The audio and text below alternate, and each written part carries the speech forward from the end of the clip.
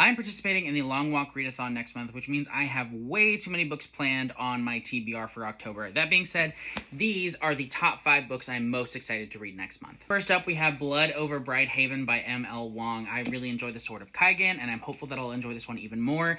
I am buddy reading this with Kelly over at Coffee Cups and Books, and we are both very excited about this. It should be a good time. I'm a little bit nervous that it's going to emotionally devastate me, though. Next, we have one of the only remaining books I have from one of my favorite authors, that is Dennis Lehane. This is his book Since We Fell. After this, I only have one trilogy of his left to go, and I'll have read everything. This is a book that has received somewhat mixed reviews, but I'm excited because I do trust Dennis Lehane overall. I know almost nothing about this book, and I'm totally fine with that. Very excited to read another book by one of my all-time favorite authors, though. It can't be October if you're not reading a Stephen King book, and for me, one of the Stephen King books that I'm planning on reading in October is Revival, which is considered by many to be one of his most underrated books of all time. This is another one that I know very little about. I think there's a circus somehow involved, and I've heard the ending is absolutely wild. So I'm very excited about this. Another backlist book for me from Stephen King. I'm hopeful that it will scratch that Halloween feeling itch. I'll also be reading the last book that I have by Donald Ray Pollock to read. That is The Heavenly Table. He wrote some of my favorite books ever, including The Devil All the Time, which I love so much. I'm thinking this is going to be another Southern Gothic type